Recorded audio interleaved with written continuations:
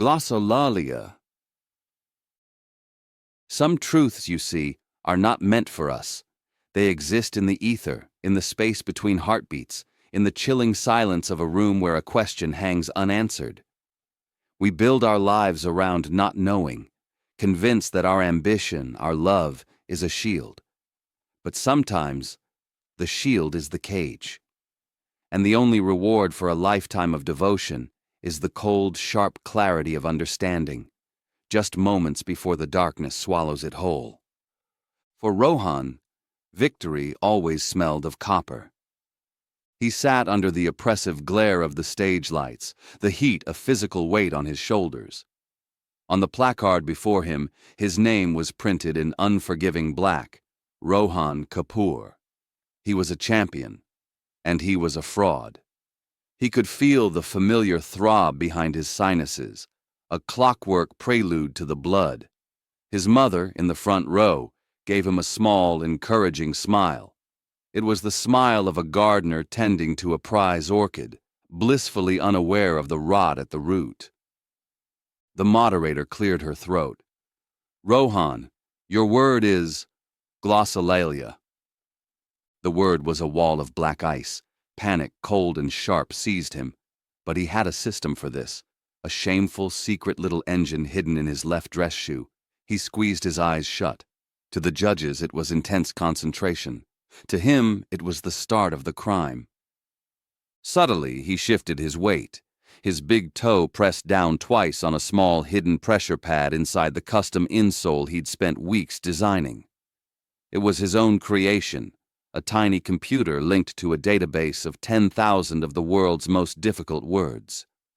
An imperceptible roll of his foot scrolled through the alphabet, a firm press of the heel selected.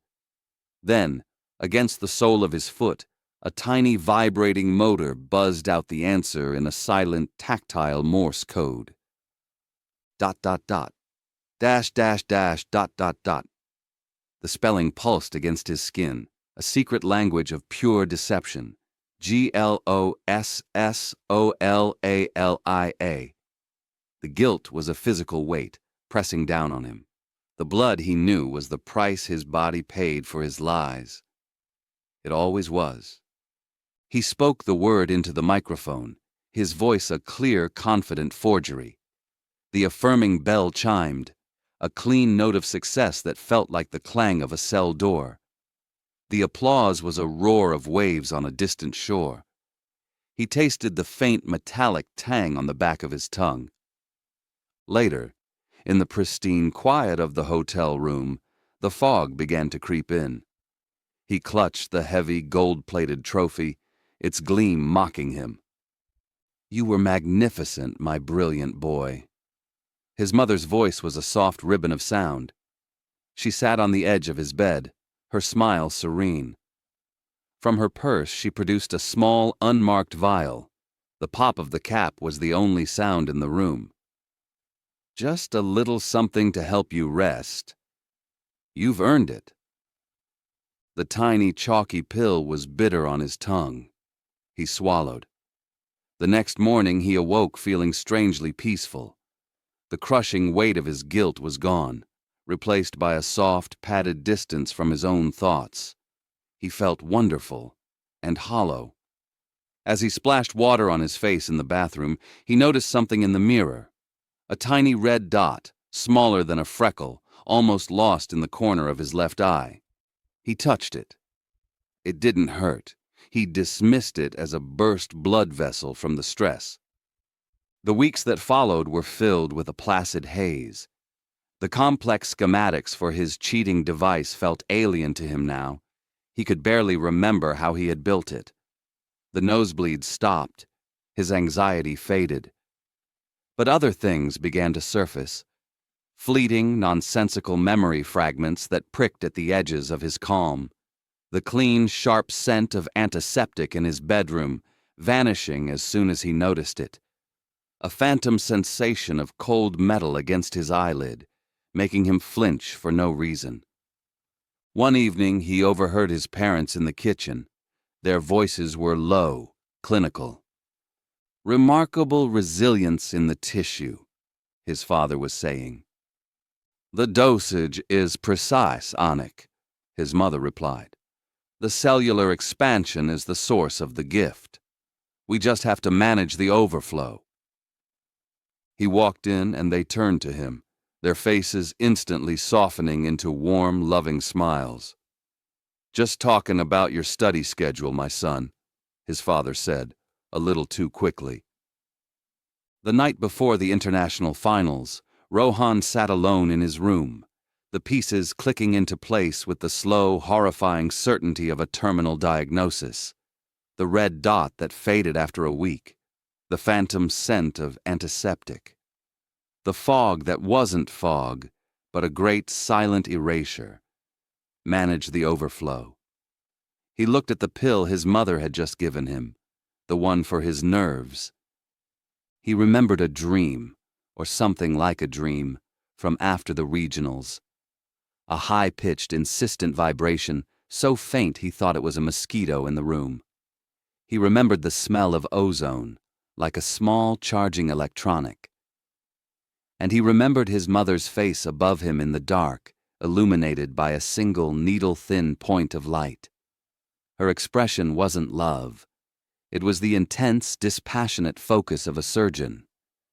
He remembered a feeling of pressure, a deep, painless pushing behind his eye, and the grotesque, disconnected sensation of something stirring gently within his own skull. The pill was the fuel. The nosebleeds weren't from stress.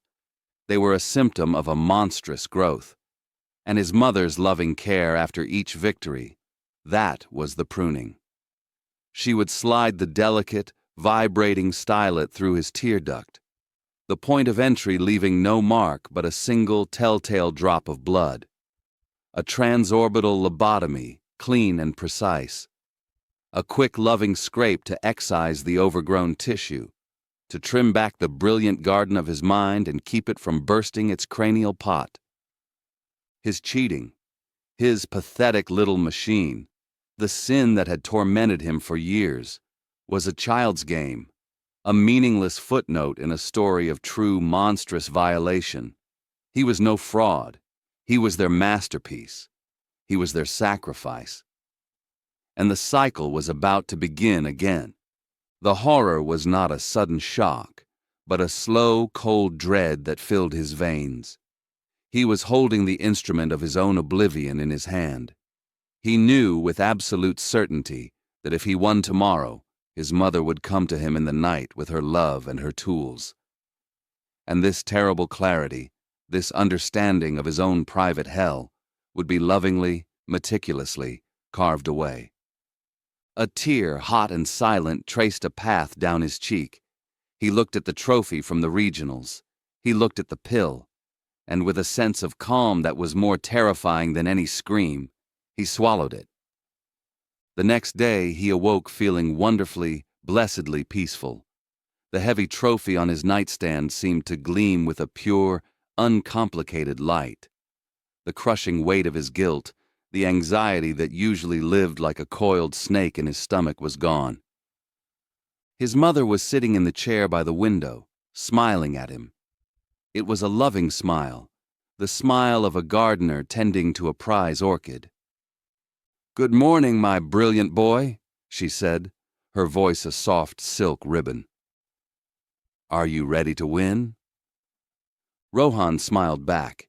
He felt a little foggy, a little distant, but he was ready. He couldn't quite remember what he had been so worried about last night, but it didn't matter. He was sure another word would come to him when he needed it. It always did. We tell ourselves that a parent's love is a fortress, a shield against the darkness of the world. But we never stop to consider what horrors might be cultivated within the fortress walls, tended by the most loving and most relentless of hands.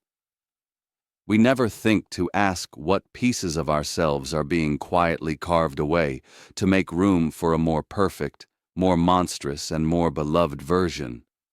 And we never will. Because the hand that holds the scalpel is the same one that wipes away the tears, and the blood,